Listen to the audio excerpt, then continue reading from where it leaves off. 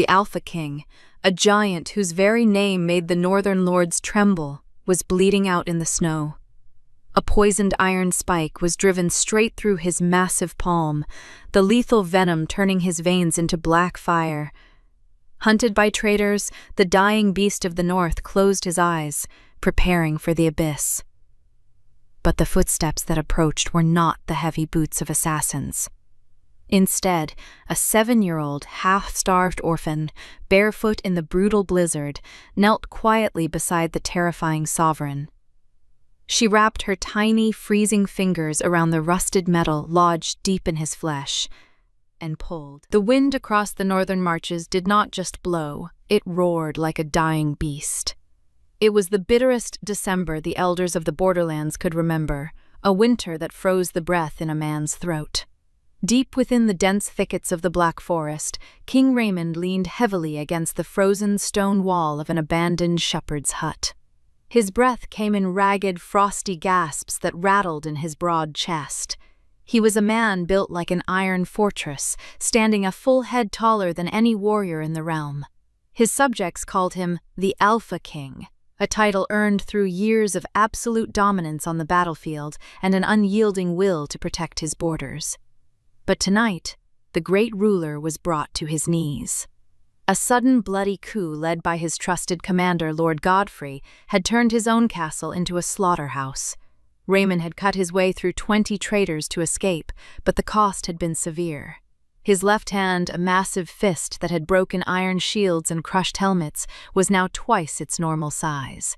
During his desperate flight through the lower gates, a poisoned iron spike from a hidden defense trap had driven straight through his palm. The jagged metal was still embedded deep in the flesh, and the dark poison was already turning his veins into lines of fire. To his enemies, Raymond's large, scarred hands were often whispered about as the wolf's paws, due to their terrifying strength. Now that legendary paw lay useless and trembling against the frozen dirt, oozing black, tainted blood. He could hear the distant baying of hounds through the howling gale, knowing Godfrey's scouts were searching the perimeter. His vision blurred, and the heavy broadsword slipped from his right hand, clattering against the stones. A mile away, at the bleak edge of the forest, 7-year-old Ada stumbled through the deep snowdrifts. She had no family name, no shoes that fit her tiny feet, and no coat to protect her from the biting wind. The village baker kept her alive only because she was small enough to crawl under the massive brick ovens to clean the ash. That morning, after she accidentally dropped a burnt loaf of rye, the baker had tipped her into the blizzard with a warning not to return without a heavy bundle of dry pine kindling. Ada dragged her feet, her hands wrapped in thin, frozen rags that offered no warmth. Her stomach groaned with the familiar holly ache of starvation, a constant companion since her mother had died 3 winters ago. She wandered deeper into the ancient forest than the villagers ever dared to go, desperate for dry wood beneath the canopy. The silence of the deep woods was heavy, broken only by the sharp crack of freezing branches overhead. Suddenly, a low, rumbling sound vibrated through the snow beneath her bare ankles. It was not the sound of the wind, nor was it the howl of a timber wolf. It was the heavy groan of a man in mortal agony. Ada stopped, her tiny breath catching in her throat like a small white cloud. A few yards ahead, she saw the collapsed thatch roof of the old shepherd's hut, nearly buried in white drifts. Most sensible people would have turned and run back toward the safety of the village fires, but Ada was too cold and too tired to feel proper fear, knowing the baker's heavy leather belt awaited her if she returned empty-handed. She took a hesitant step forward, her small hands clutching her empty canvas kindling sack. Peering through the narrow, broken doorway of the stone hut, her eyes slowly adjusted to the gloomy shadows inside. She did not see a monster, though the figure before her was large enough to be one. She saw a giant of a man wrapped in a torn, blood-stained velvet cloak, his face pale beneath a dark, frosted beard. Raymond snapped his eyes open at the sound of her footsteps, his bloodshot gaze blazing with a defensive, animalistic fury. He tried to raise his right arm to grip his sword, but his muscles failed him, and he let out a harsh, gravelly hiss. "Stay back, peasant," the king rasped, his voice like grinding stones, though he could barely keep his head upright. "There is only death for you here." Ada did not run. Instead, she stood perfectly still, her eyes drawn to his injured left hand. The massive, swollen paw was resting on a flat rock, with the thick, rusted iron spike protruding horribly from the center of his palm. The child knew the look of suffering. She had spent her young life watching the world inflicted on the weak. Slowly, she knelt in the snow just inside the doorway, showing her open, empty hands to prove she carried no weapon. "That iron is Vera angry," she said softly, her voice remarkably steady for a child so small. "It is making your blood go dark." Raymond stared at the creature before him, expecting an assassin's blade or a shout to alert the pursuing guards. Instead, he saw a slip of a girl, skeletal and pale, looking at him with eyes full of quiet, ancient understanding. He let his head fall back against the cold stone, his strength completely spent as another wave of fever washed over his mind. "Go away, little bird," the king muttered, his eyes closing against the pain. "The hunters will be here soon." Ada reached deep into the hidden pocket of her ragged tunic. She pulled out her only treasure, a hard, stale crust of barley bread she had managed to hide from the baker's dog the night before. She crawled forward on her knees, her movements deliberate and non-threatening, until she was within arm's reach of the giant. She placed the dry piece of bread gently on the rock near his uninjured right hand. "You must eat if you want to fight the sleep," she said simply, referencing the freezing death the villagers dreaded. Raymond opened his eyes slightly, staring at the pathetic, dirty crust of bread, and then at the shivering child who had given it up. He was a sovereign who had feasted from golden platters and drank from silver chalices, yet this dry crust felt heavier than his crown. Ada did not stop there. She looked closely at the jagged iron spike embedded deep in his flesh. "It has to come out," she whispered, her small fingers hovering just above the blackened wound. "The poison is trapped inside." "You cannot pull it, girl," Raymond grunted, his vision swimming with dark spots. "It is wedged against the bone of my palm." Ada did not argue with the giant man. She simply gritted her teeth and placed her small, rough hands firmly around the rusted metal end. She took a deep breath, braced her bare feet against the stone floor, and pulled back with all the weight of her small, malnourished body.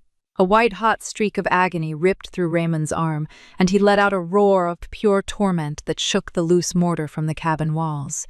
In that moment of absolute agony, his instincts screamed at him to crush her skull with his free hand. Yet through the haze of madness, he saw her tiny face flushed red with exertion, her eyes shut tight as she refused to let go. With a sickening, wet crunch, the jagged iron spike broke free from the muscle and bone. A spray of foul, poisoned blood spurted from the wound, staining Ada's pale hands and splashing onto the white snow beneath them. Raymond fell back against the wall, panting heavily, his heart hammering like a war drum as the burning pressure in his arm instantly subsided. Ada collapsed backward onto the dirt from the force of the release, coughing from the foul smell, but she scrambled back to her feet. She did not look at the blood with disgust or fear. Instead, she reached down to the hem of her already ruined tunic and tore a long, thick strip of coarse wool from the bottom. With practiced gentleness, she wrapped the cloth tightly around his massive palm, securing the wound with a clumsy but firm knot. Raymond watched her through heavy, half-closed eyelids, his consciousness slipping away as the healing coolness finally began to replace the fever.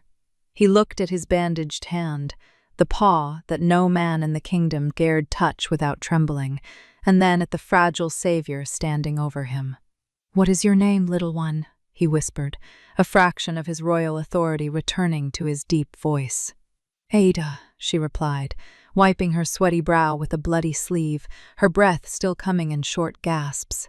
"Ada," Raymond repeated, the name burning itself into his memory more deeply than any law or decree he had ever written. A true king does not forget a debt. Before she could answer, his eyes closed completely, and the Alpha King fell into a deep, restorative sleep. Ada stood in the freezing hut for a long moment, watching the steady rise and fall of his massive chest. She knew she had to leave before the baker came looking for her, or before the men with the hounds tracked the scent of blood to this place. She picked up a few loose pieces of dry wood by the doorway, placed them in her sack, and cast one last look at the sleeping warrior. Then, turning her back to the warmth of the hut, the nameless child stepped out into the blinding white storm alone. The heavy silence of the shepherd's hut was broken only by the sound of boots crushing the frozen snow outside. Raymond opened his eyes, feeling the violent fever finally retreating from his weary blood. He was alive, against all odds of the lethal iron trap that had claimed so many of his strongest men. He slowly lifted his left hand to examine the crude, dirty strip of wool wrapped tightly around his palm. The terrible bleeding had completely stopped, and the terrifying swelling in his veins had noticeably subsided. He recalled the impossibly small, fragile girl pulling the rusted spike from his flesh with the fierce determination of a seasoned soldier. A sudden clash of steel outside the doorway made him instantly reach for his fallen broadsword. Instead of Godfrey's assassins, a tall man in tarnished silver armor ducked into the low entrance. It was Sir Tristan, the loyal captain of Raymond's personal guard, completely covered in frost and dried mud. Tristan fell to his knees upon seeing his sovereign breathing, bowing his head in profound, quiet relief. "My king, we feared the shadow had taken you," Tristan said, his voice thick with exhaustion and grief. Raymond pushed himself up from the dirt floor, his massive frame once again dominating the cramped space of the ruin. "It tried, Tristan, but my life was purchased by a beggar child in the snow," the king replied grimly. Tristan looked at the makeshift bandage, instantly realizing the crude cloth did not belong to the king's fine royal garments.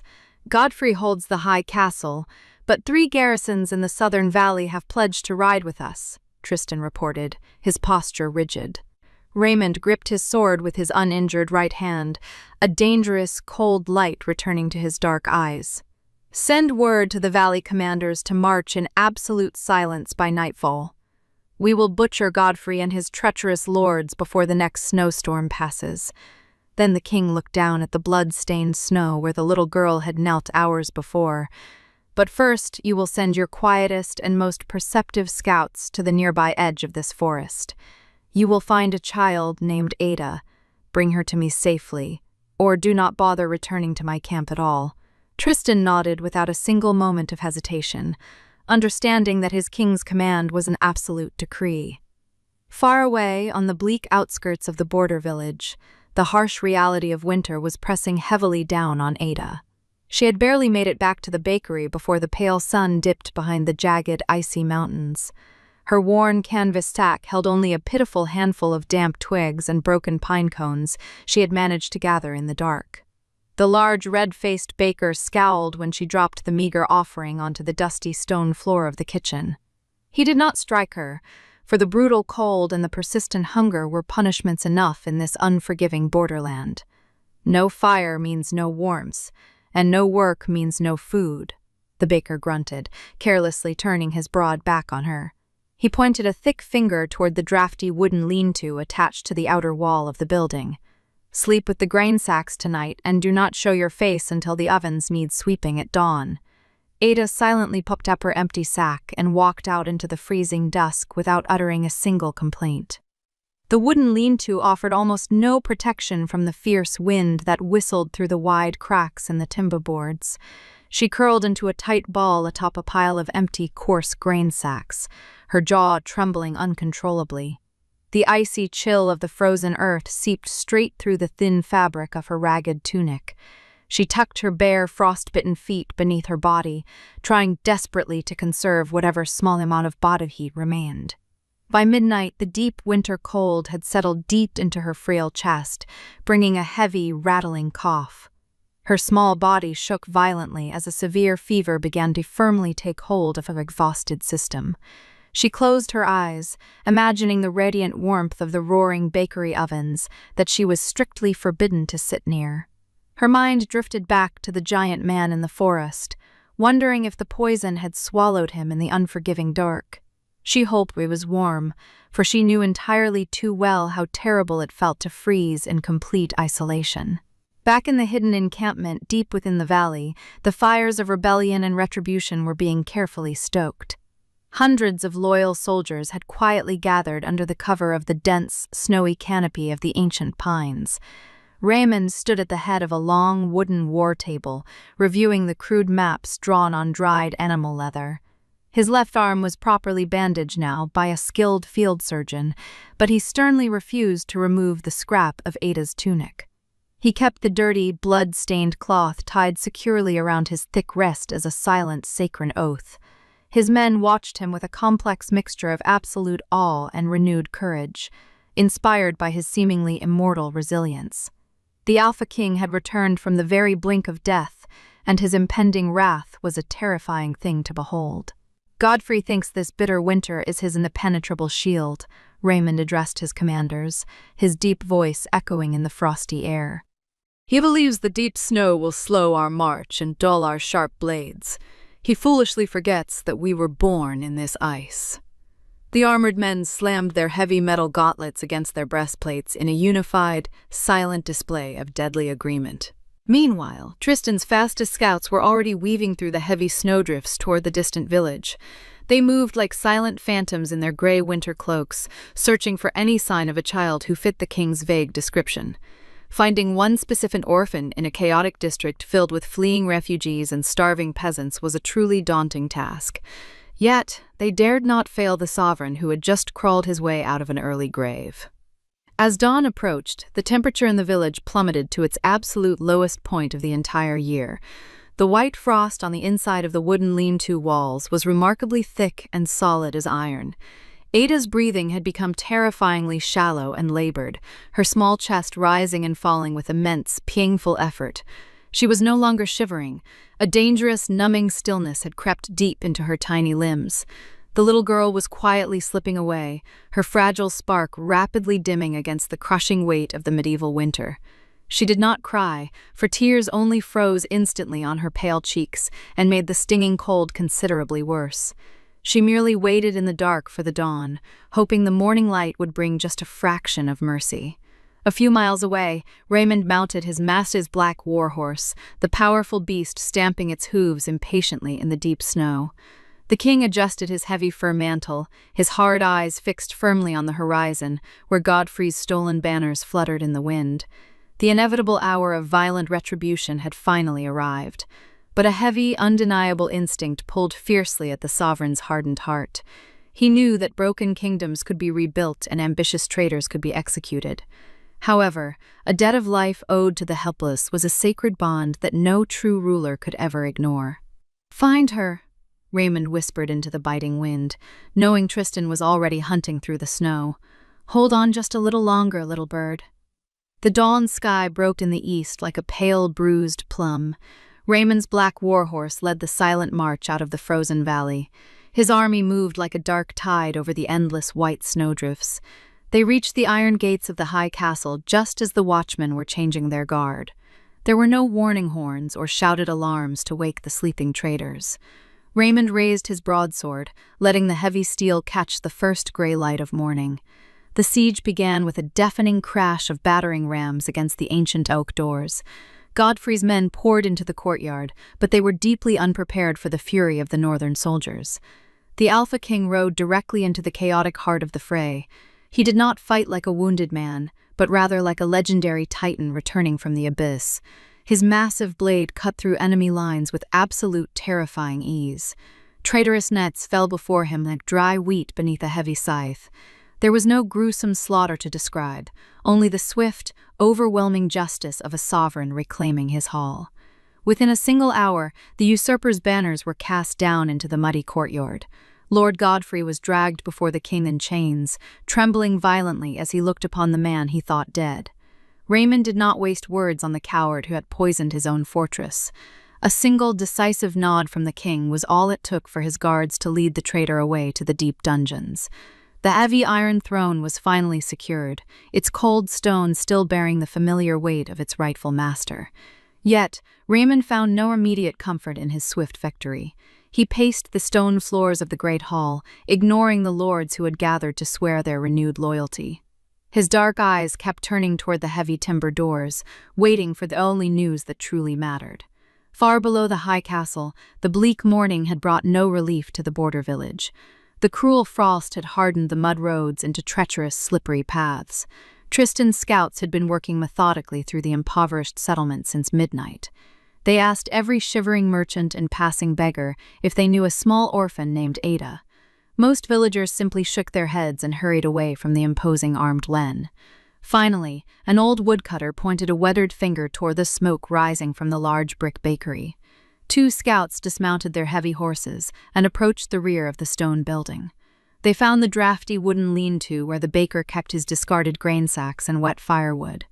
One of the tall scouts pushed open the sagging timber door, letting a sliver of weak sunlight pierce the gloom. In the farthest corner, half buried beneath a pile of coarse burlap, lay a tiny, motionless bundle. The scout dropped to his knees, quickly pulling back the freezing fabric. Ada was curled impossibly tight, her pale skin holding a dangerous bluish tint from the severe cold. Her chest barely moved, and her shallow breaths produced no visible frost in the frigid air. The hardened soldier gently touched her cheek, alarmed by the deep, unnatural chill of her flesh. "We have found her," he called out to his companion, his deep voice thick with sudden urgency. He stripped off his own heavy, fleece-lined winter cloak without a second thought. He wrapped the massive warm garment tightly around the small girl, completely swaddling her fragile form. Ada did not wake or stir. She was trapped deep in the silent, heavy sleep of severe winter exposure. The baker stepped out of his back door, a scowl forming as he saw the royal soldiers near his property. "What business do the king's men have with my worthless ass-sweeper?" the large man demanded gruffly. The scout stood up, his face hardening into a look of pure, unyielding stone as he held the bundled child to his chest. "She is no longer your concern, baker," the soldier replied, his tone carrying a silent, lethal warning. "Her presence is required by the king himself." The baker stepped back, his face instantly draining of color as the heavy reality of the royal crest settled upon him. The scout mounted his horse carefully, holding Ada securely against his armored chest to share his body heat. The small rescue party spurred their horses into a rapid gallop toward the high castle. They raced against the rising sun, praying the fragile spark of life within the girl would hold out just a little longer. In the great hall, Raymond stood near the roaring hearth, staring intently into the dancing orange flames. He rubbed the crude wool bandage still tied around his left wrist, silently waiting for his little savior to arrive. The heavy iron portcullis of the high castle was raised swiftly to admit the returning scouts. Their weary horses struck the cobblestone courtyard with a frantic, echoing urgency that drew immediate attention. Tristan immediately recognized his trusted men, and the small, fleece-wrapped bundle carried carefully in the lead rider's arms. The captain of the guard cleared a path through the crowded courtyard, shouting harsh orders that scattered the lingering nobility. News of the scouts' desperate arrival reached the great hall long before the heavy oak doors were thrown open. King Raymond descended from his elevated stone dais, his heavy footfalls echoing like thunder in the silent cavern of the hall. The lead scout knelt exhausted on the stone floor, reverently presenting the swaddled child to his sovereign. Raymond gently pulled back the thick woolen fabric, revealing the tragically small, motionless figure hidden within. A collective gasp rippled through the gathered lords and ladies as they witnessed the frozen creature brought before the throne. Ada looked completely swallowed by the massive military cloak, her skin possessing the dreadful pale hue of polished marble. The king did not see a filthy, nameless peasant. He saw the indomitable spirit that had fearlessly gripped a poisoned iron spike. He carefully gathered her into his massive arms, cradling her against his armored chest with an uncharacteristic, terrifying tenderness. The absolute contrast between the colossal, battle-hardened monarch and the frail, broken orphan silenced the entire court. She weighed almost nothing, a tragic testament to a short lifetime of deliberate neglect and crushing winter deprivation. "Summon the royal physicians immediately," Raymond commanded, his voice a low, dangerous rumble that brooked no delay. "Bring every healer, every apothecary, and every warm hearth within these walls to my private chambers." A flurry of immediate panic and swift obedience swept through the ancient stone corridors. Raymond bypassed the grand staircases entirely, carrying her directly toward the inner sanctum of the royal keep. The giant sovereign walked with measured, careful steps, fiercely shielding her motionless body from the drafty stone halls. He laid her gently upon the center of a massive, velvet-draped bed, the soft crimson linens engulfing her tiny frame. The roaring fireplace cast deep, warm shadows across the room, desperately trying to banish the lingering chill of death. A team of frantic elderly physicians rushed into the chamber, their hands full of rare balms, heated stones, and potent restorative tinctures. They hesitated for a brief moment, deeply intimidated by the towering presence of the king looming fiercely over the bedside. "If she crosses into the abyss," Raymond warned softly, his dark eyes fixed entirely on the frail child, "there's not a man in this room who will outlive her by dawn." The healers swallowed their profound fear and immediately set to work, fighting the bitter winter for the soul of the nameless girl. The brutal battle against the winter exposure lasted for 3 grueling days and 3 restless nights. The colossal stone hearth in the royal bedchamber was never allowed to burn low, radiating an intense, suffocating heat that chased away the lingering dampness. Elder physicians constantly applied heated river stones to the girl's icy extremities and carefully dripped bitter, life-saving tinctures past her pale lips. Through it all, King Raymond completely refused to leave the room or attend to his fractured kingdom. He conducted his most urgent war councils in hushed, menacing tones by the heavy glass windows, his dark eyes never leaving the bed. Generals and hardened lords stood awkwardly in the lavish quarters, deeply unsettled by the sight of their ruthless monarch keeping vigil over a street beggar. Yet no man dared to question the sovereign's silent decree, for the air around him crackled with a volatile, protective aggression. On the morning of the 4th day, the dangerous bluish pallor finally retreated from Ada's hollow cheeks. Her daunt eyelashes fluttered against her skin, and she slowly opened her eyes to a world she could not possibly comprehend. She did not see the freezing, rotting planks of the baker's lean-to, nor the heavy gray clouds that always promised snow. Instead, she found herself staring at a vaulted ceiling painted with brilliant gold constellations, bathed in the soft amber light of morning.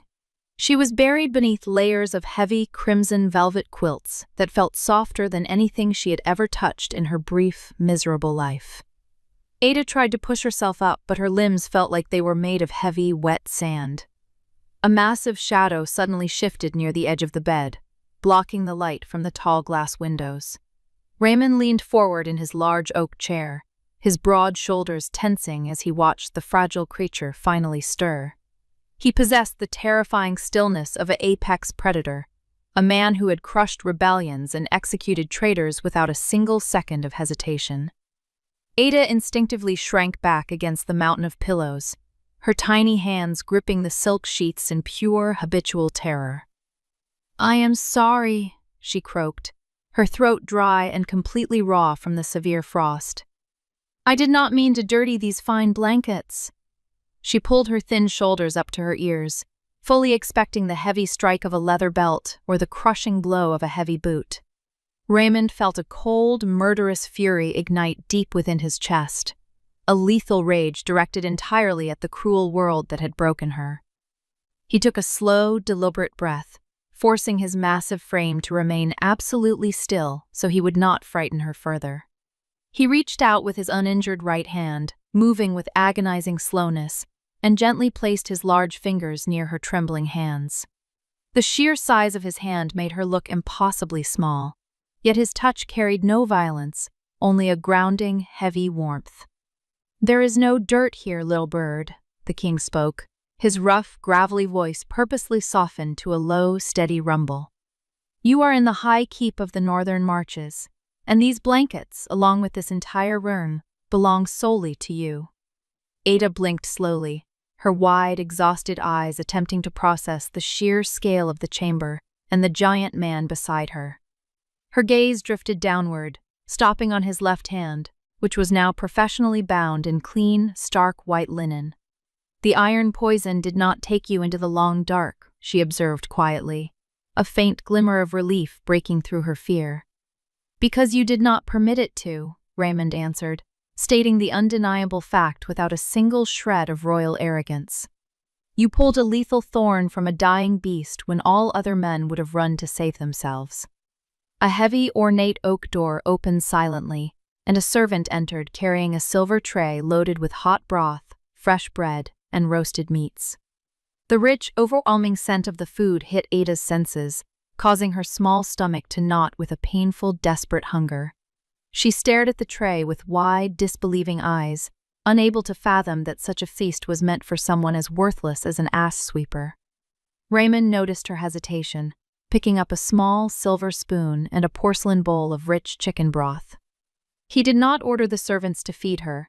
The Alpha King held the bowl herself, offering it to her with an undeniable, quiet authority. "Eat slowly," he instructed, his dark eyes softening in a way his loyal soldiers had never witnessed. "The hunger that lived in your bones is dead today." Ada took a trembling sip of the warm broth, the rich, savory taste bringing sudden, hot tears to her eyes.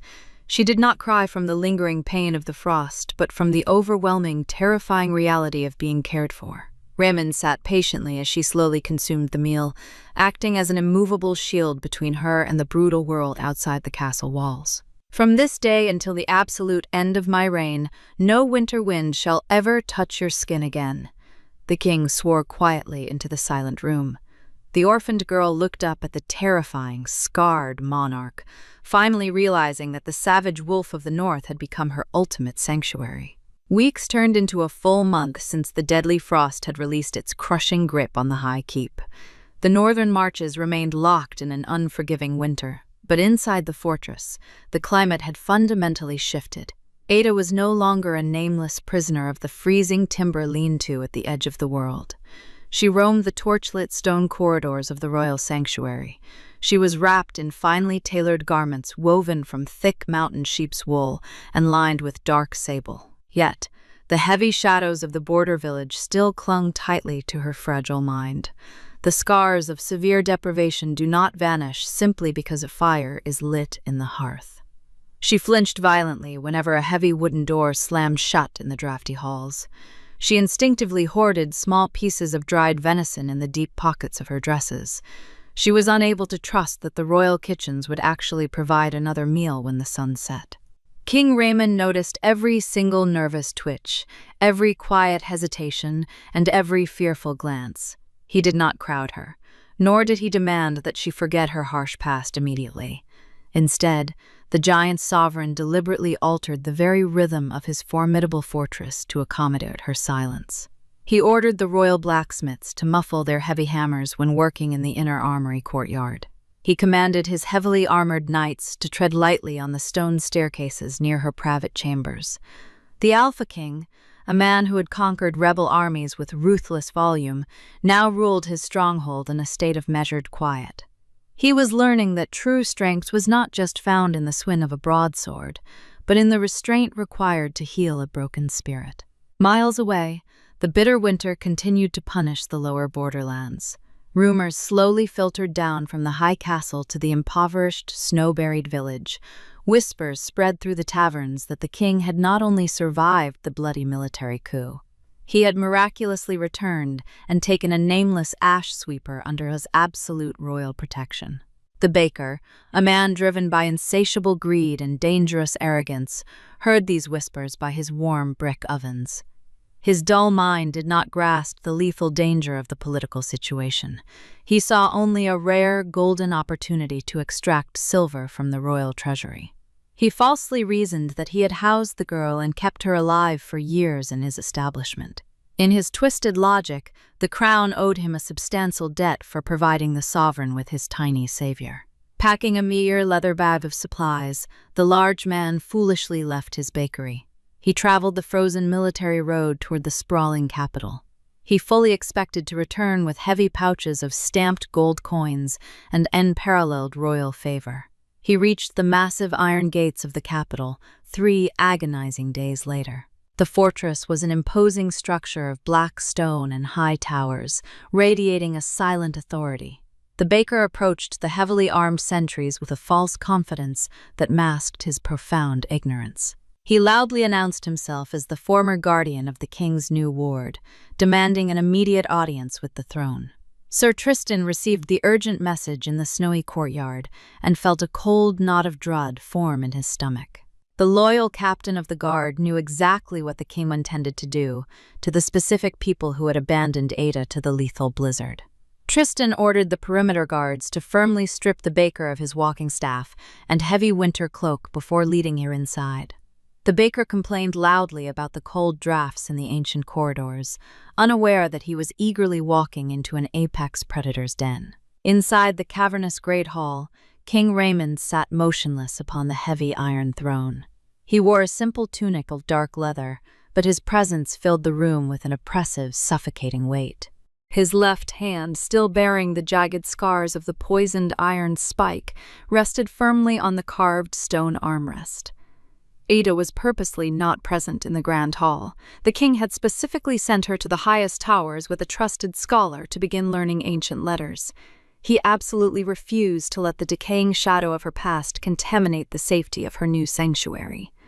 The heavy oak doors groaned open, and Tristan practically shoved the large baker into the center of the echoing royal hall.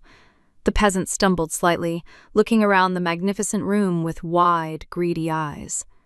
The baker bowed clumsily before the elevated dais, clearing his throat in the absolute silence of the room. "My sovereign," the baker began, his voice sounding terribly thin against the high vaulted ceiling. "I am the humble merchant who fed and sheltered the orphan Ada for 3 long winters. I have come to offer my continued services and perhaps receive a small token of the crown's profound gratitude." Raymond did not move a single muscle, his expression carved from the very same unyielding stone as his fortress walls. The king's silence stretched on for agonizing minutes, methodically suffocating the air out of the great hall. The baker shifted uncomfortably on his feet, cold sweat beginning to bead heavily on his forehead despite the roaring hearth fires. "You provided shelter," Raymond finally spoke, his gravelly voice dropping to a low, malevolent register that vibrated through the floorboards. "You provided a freezing, broken shed that let the merciless winter wind tear at her bones." The baker swallowed hard, taking a sudden terrified step backward, as the crushing reality of his mistake finally dawned on him. "My king, the village is extremely poor and food is incredibly scarce," he stammered, raising his trembling hands defensively. "I gave her what little I could spare from my own table." Raymond stood up from the iron throne, his frame unfurling like a dark storm cloud rising over the jagged mountains. He descended the stone steps slowly, each heavy footfall sounding like the steady beat of an executioner's drum. "You gave her the toxic ash beneath your ovens and the frozen dirt of the Black Forest," the king countered softly. He stopped just a few feet from the trembling man, towering over him with terrifying dominance. "You sent a malnourished child into a lethal blizzard to gather your wood, while you slept comfortably beside the fire." The baker dropped heavily to his knees, his previous arrogance entirely evaporating into pure terror. He looked up at the scarred monarch and realized he was not looking at a noble lord who negotiated with peasants. He was looking at the Alpha King, the savage sovereign who had personally slaughtered 20 armed traitors with a single blade. "Mercy, your grace," the baker wept uncontrollably, pressing his face against the freezing cold stone floor. Raymond stared down at the pathetic creature, feeling absolutely no urge to draw his sword and spill filthy blood in his clean hall. True retribution did not require steel, it merely required an inescapable justice. "You came to my stronghold seeking a reward for your hospitality," Raymond decreed, his voice echoing with final authority. "You shall have exactly what you gave to her." The king signaled silently to Tristan, who immediately stepped forward with 2 heavily armored guards. "Confiscate his bakery, seize his property, and dig up every single copper coin he has hidden in his floorboards," Raymond ordered without emotion. "Distribute all of his stored grain to the starving families of the lower borderlands." The baker let out a hollow wail, realizing his entire livelihood was being wiped out with a single sentence. "As for you," the king continued, his dark eyes locked onto the weeping man, "you are permanently banished from the safety of my borders and the warmth of any hearth within my realm. You will walk into the deep northern wastes with only the thin clothes currently on your back. If you survive this winter, It will be the rare judgment of the heavens, not the mercy of the crown. The armored guards dragged the desperate baker out of the great hall, throwing him violently out into the freezing courtyard. He was cast out into the howling wind, entirely stripped of his wealth, his pride, and his essential warmth. It was a flawless strike of karma, a direct reflection of the suffering he had inflicted on the helpless. Raymond watched the heavy oak doors close securely, the dark fury slowly receding from his broad chest. He turned away from the hall and walked purposefully toward the high towers, his heavy boots echoing in the quiet corridors. He found Ada sitting peacefully by a large glass window in the grand royal library. She was surrounded by old parchment scrolls and ancient, leather-bound books of lore. She was watching the snow fall gently over the lower city, her pale face bathed in the soft afternoon light. She looked up as the giant king entered the room, her small hands resting gently on a heavy manuscript. She did not flinch when he pulled up a heavy carved chair and sat down close beside her. "The wind sounds very angry today," Ada observed quietly, looking back out at the gray horizon. "The wind will never reach you here, little bird," Raymond answered, his voice returning to that steady rumble he reserved only for her. He did not tell her about the baker's arrival, nor did he burden her mind with the knowledge of his merciless judgment. He simply sat beside her in the quiet warmth of the library, an immovable mountain deliberately shielding her from the abyss. Ada leaned slightly closer to him, the undeniable contrast between them, creating a profound peace in the room. She finally understood that the most dangerous man in the kingdom was her safest refuge. The deep, punishing winter finally broke just enough to allow the northern lords to travel safely along the military roads to the capital. A grand winter banquet was explicitly mandated by the crown to celebrate the absolute suppression of the recent bloody rebellion. The Great Hall was completely transformed from a cavernous, austere military chamber into a spectacle of severe medieval grandeur. Heavy banners of deep crimson and iron gray hung from the high rafters, catching the flickering, warm light of 1,000 tallow candles. Massive wild boars and whole stags roasted over the roaring stone hearths, filling the high vaulted room with thick, savory smoke. For the hardened knights and wealthy merchants of the realm, it was a long-awaited night of loud, boisterous victory. But for Ada, sitting alone in her quiet, isolated chambers high above the courtyard, the gathering noise was a source of profound, paralyzing dread. She was instinctively terrified of the clamor, closely associating loud, drunken voices with the sudden, unpredictable violence of the border village men. She sat rigidly on the edge of her heavy velvet bed, her small hands tightly gripping the soft blankets as if bracing for a heavy blow. The heavy oak door creaked open smoothly, and the towering figure of King Raymond stepped quietly into the dimly lit room.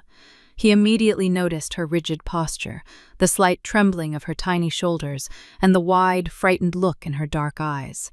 The Alpha King, who usually wore heavy, scarred plate armor and carried the scent of iron and frost, was dressed in formal, dark velvet. He dismissed her hovering handmaidens with a single, silent tilt of his massive head, waiting until the heavy door clicked shut behind them. "The wolves of the court are howling very loudly tonight," Raymond observed, his deep voice consciously keeping to its familiar low rumble. "They drink their heavy wine to forget how close the shadow of treason came to swallowing their comfortable estates." Ada looked down at her small, pale hands, her tiny frame looking incredibly fragile beneath her fine woolen shift.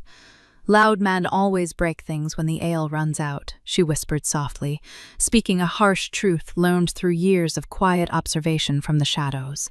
Raymond walked slowly across the thick, woven carpets, deliberately pulling up a heavy wooden chair to sit directly in front of her.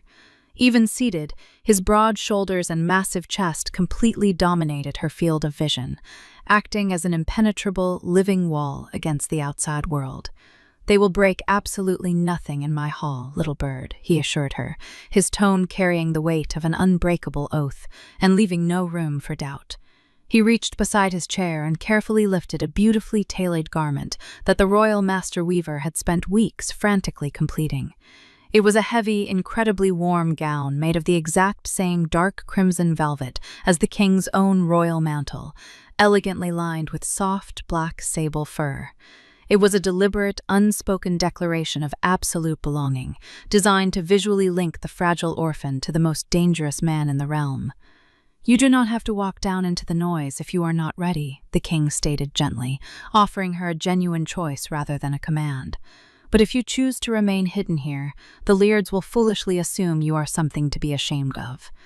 Ada looked at the magnificent, heavy dress, and then looked slowly up into the fierce, terribly scarred face of the sovereign who had pulled her from the abyss. She remembered the rusted, poisoned iron spike, and how this terrifying giant had trusted her tiny, freezing hands with his very survival in the wasteland.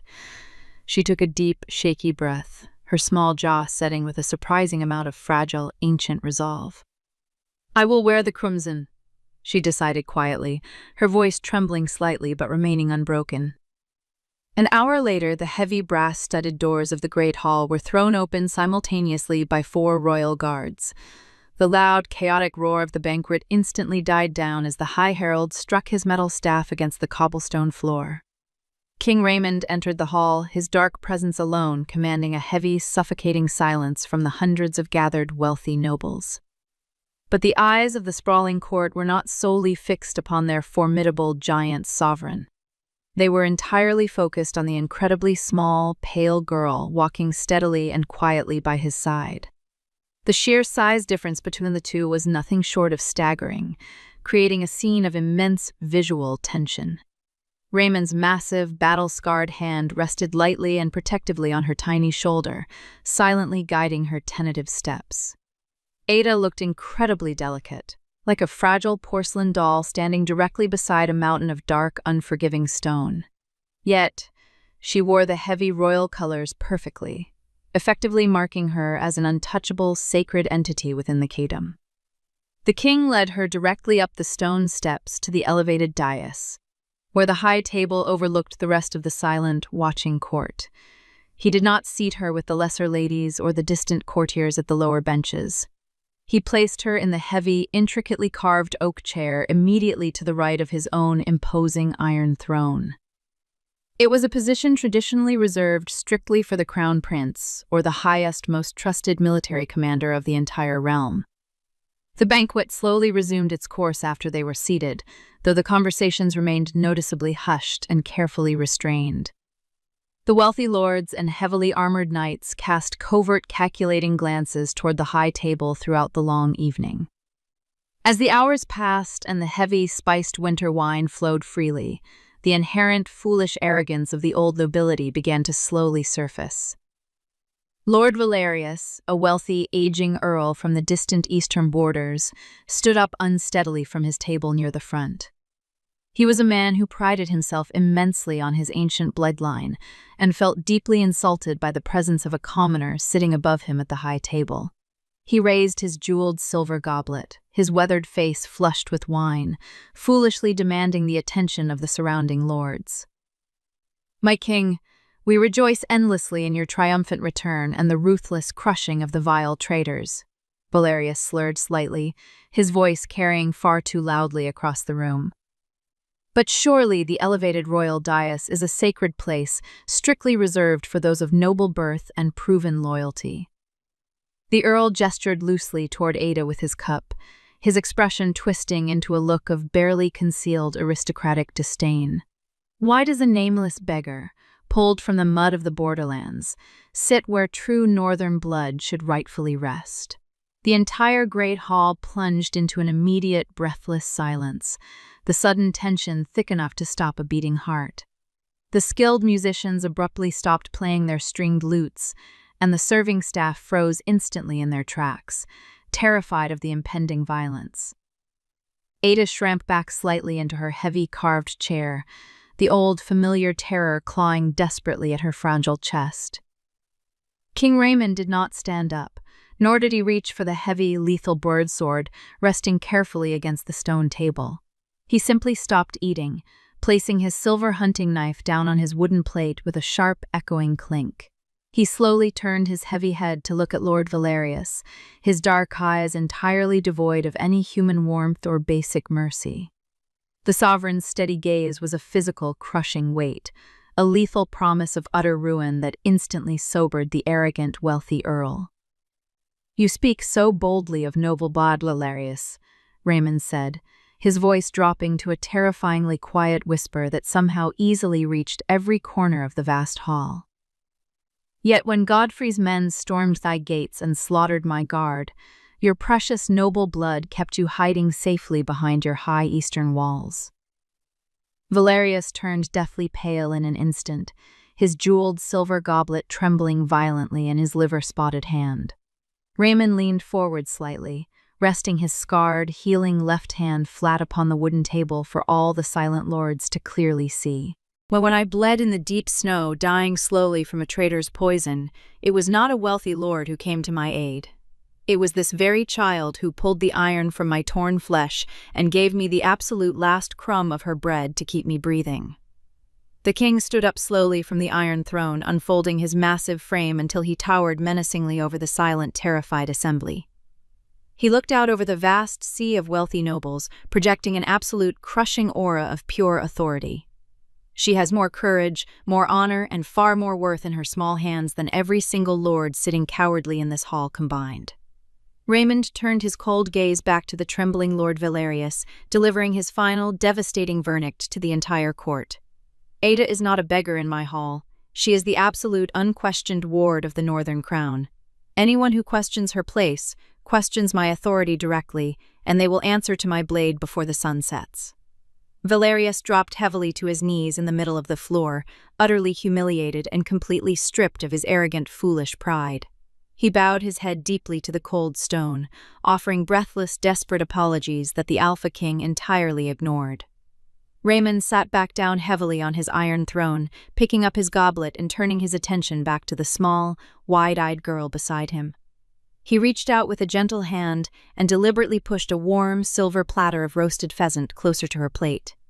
"Eat your dinner, Ada," the king commanded softly, completely ignoring the hundreds of terrified eyes watching their every move. Ada looked at the trembling, defeated lord on the floor, and then at the massive, unyielding monarch who had just crushed the entire world for her. The familiar fear that had haunted her all evening vanished completely, replaced by a profound, unshakable sense of absolute safety. She picked up her small silver fork, holding her chin a little higher, finally accepting that she truly belonged exactly where she was.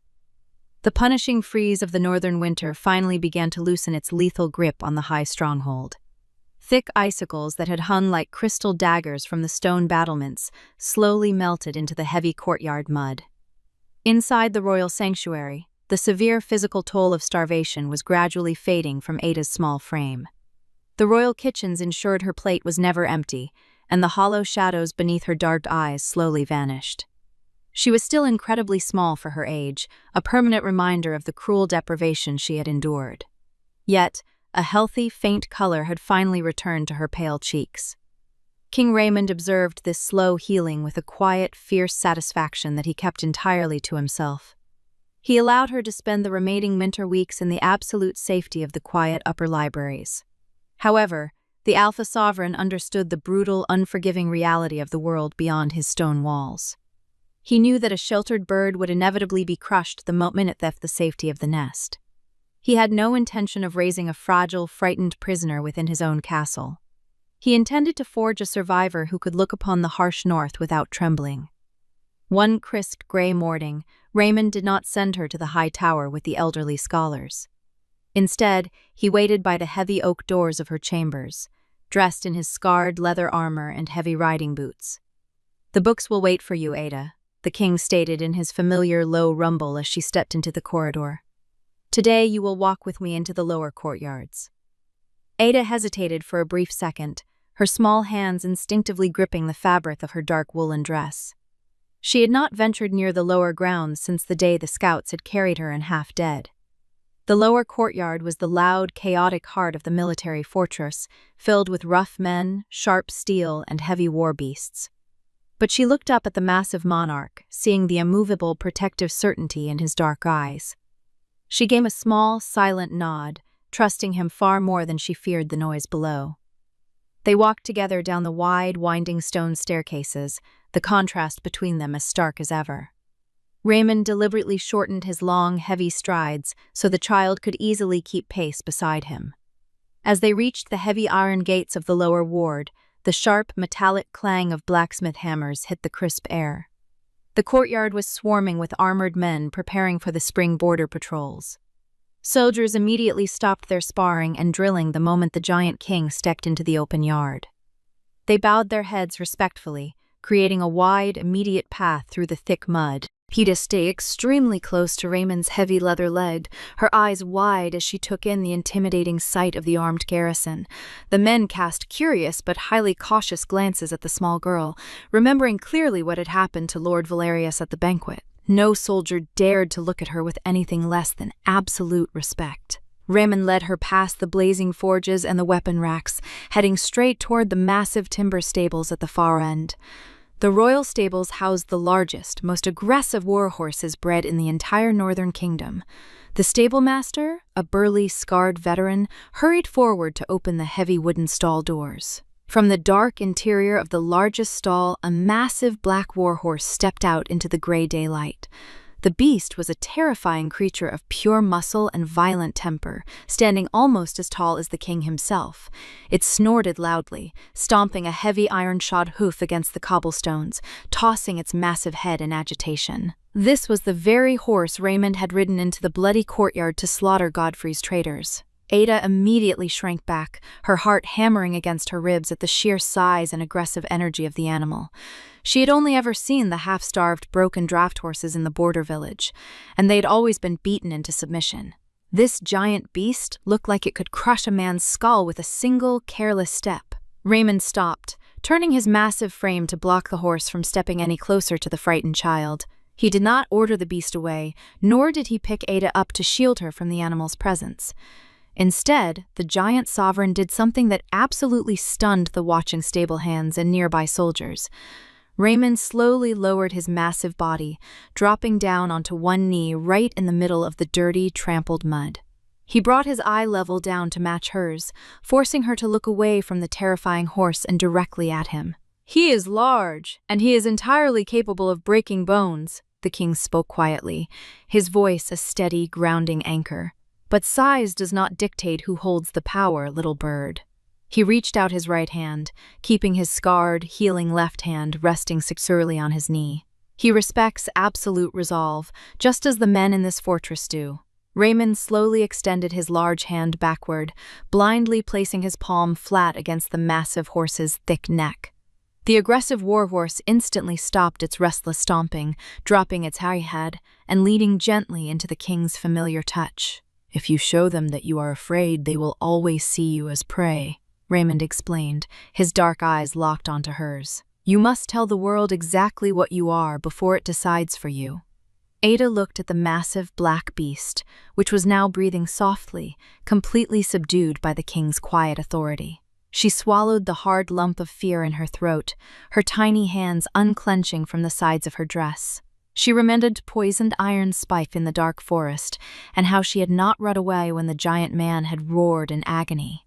She had possessed a fierce, desperate courage then, simply because there had been no other choice.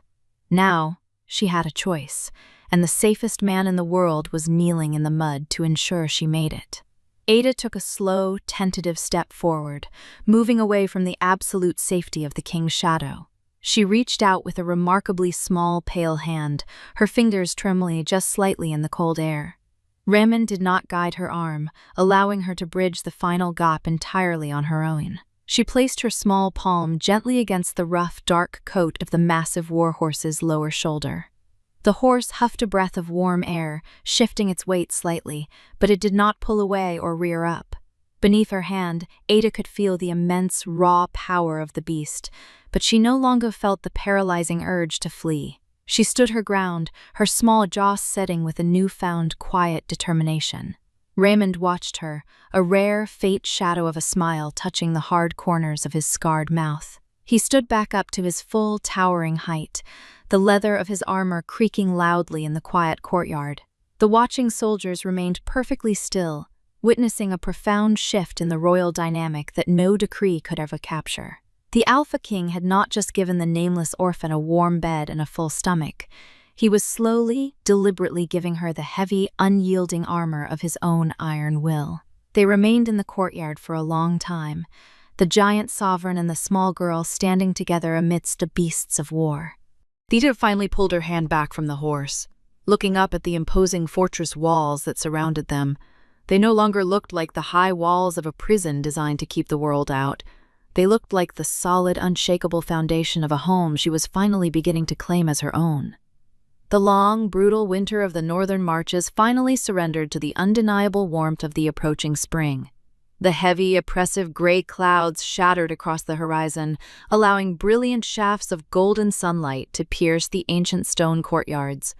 Green shoots of resilient highland grass began to push their way bravely through the thawing, dark mud of the lower borderlands.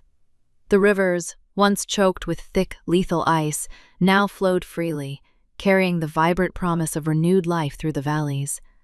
Inside the high keep, Ada stood by the open, towering glass windows of her expansive private chambers, feeling the gentle breeze upon her face.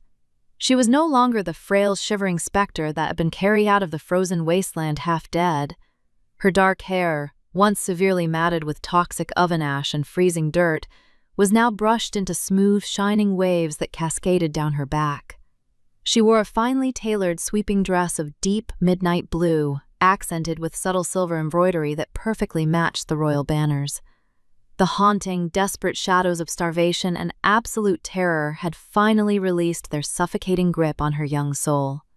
A heavy, familiar knock echoed through the quiet room, gently breaking her peaceful morning reverie.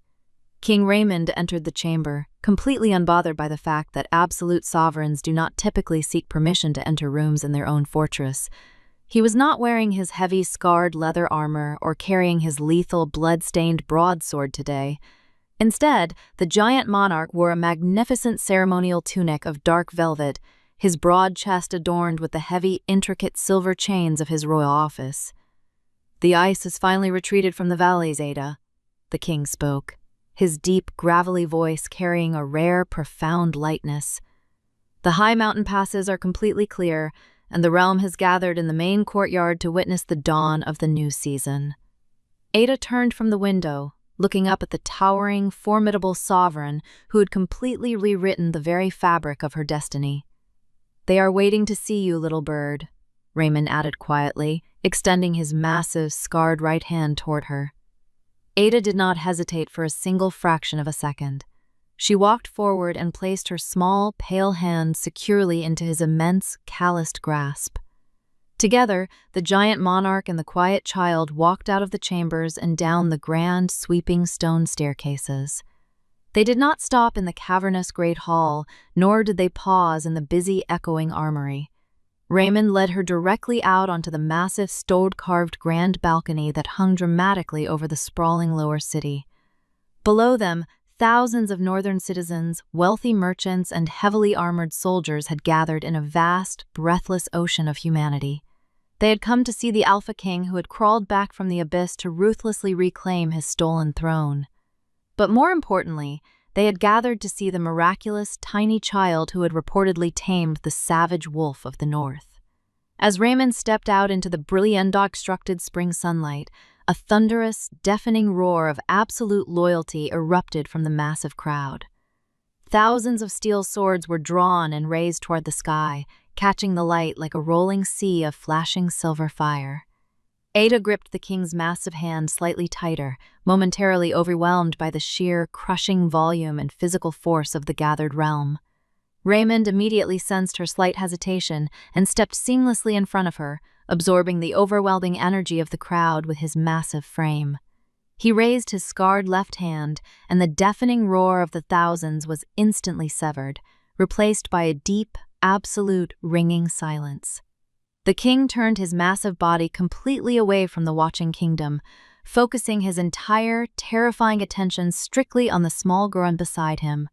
He knelt down on the hard, unyielding stone of the royal balcony, completely disregarding the thousands of eyes watching his unprecedented display of public humility. Raymond reached into the deep pocket of his velvet tunic and pulled out a small, heavy wooden box carved from ancient blackened oak. He opened the lid with slow, deliberate care, revealing a thick, beautifully forged chain of pure northern silver. Hanging from the center of the heavy chain was not a flawless diamond, nor a traditional glittering crest of noble gold. It was a small, perfectly polished piece of dark, heavy iron, masterfully folded and forged into the undeniable aggressive shape of a roaring wolf's head. Ada looked closely at the dark metal, recognizing the faint, unnatural matte hue of the iron immediately. It was the very same jagged, poisoned spike she had violently pulled from his ruined flesh in the freezing, abandoned shepherd's hut. The royal blacksmiths had taken the filthy instrument of his near death and purified it in the absolute white-hot heat of the high military forges. A true sovereign never forgets the foundation upon which his survival is built, Raymond spoke quietly. His voice meant only for her ears despite the massive audience waiting below. This iron was meant to bring my reign to a silent, agonizing, and forgotten end in the snow. Instead, your small hands turned it into the definitive proof that true strength does not merely swing a sword. It willingly endures the fire for those who cannot. Raymond carefully lifted the heavy silver chain and gently placed it around Ada's neck, ensuring the dark iron wolf rested securely over her beating heart. "You are no longer a nameless shadow hiding in terror from the bitter frost," the king decreed softly, his dark eyes locking onto hers with unyielding permanence. "You are the absolute, unbroken ward of the North, and this iron is your permanent, impenetrable shield." Ada looked down at the dark, gleaming pendant, feeling the cool, grounding weight of the transformed metal against her chest. She reached up with her tiny fingers, tracing the perfectly forged, sharp lines of the iron wolf. The terrible memory of the rusted spike, the foul blood and the crushing cold, finally lost its remaining lingering power over her fragile mind. It had been completely transformed from a lethal nightmare into a permanent physical testament of their unbreakable bond. Ada looked back up into the fierce, terribly scarred face of the Alpha King, her dark eyes reflecting a profound, ancient, and unshakable calm. "I will carry the iron, my king," she whispered steadily, her voice entirely devoid of its former fragile trembling. "And I will never let the deep frost touch these walls again." Raymond stood back up to his towering, imposing height, a look of immense, unyielding pride settling firmly onto his rugged features. He placed his heavy, protective hand upon her small shoulder and gently guided her to stand directly beside him at the very edge of the stone balcony. The king looked out over the vast, silent sea of his people, projecting an aura of absolute, unconquerable dominance that no traitor would ever dare challenge again. "Behold the iron will of the North," Raymond roared, his massive voice rolling like heavy, undeniable thunder across the awakening valleys.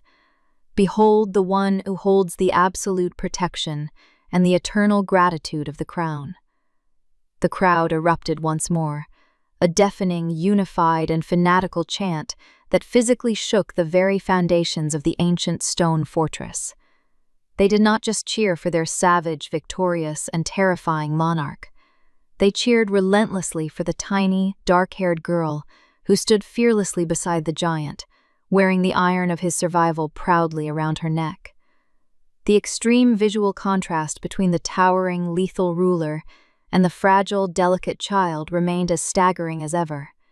Yet, they were perfectly aligned, two vastly different souls forged in the absolute darkest depths of winter, now stepping firmly into the warm light.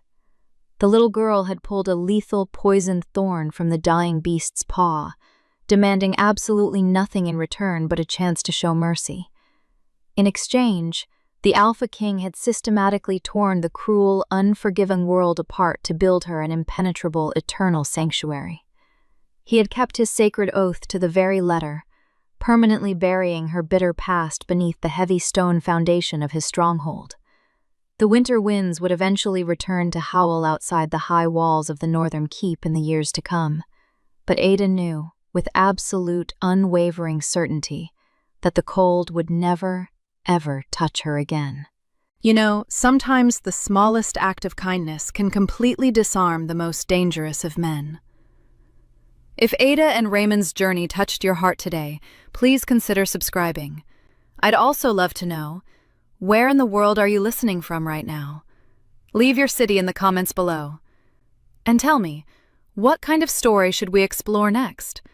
Drop your ideas and let's create the next adventure together. See you soon in the next adventure.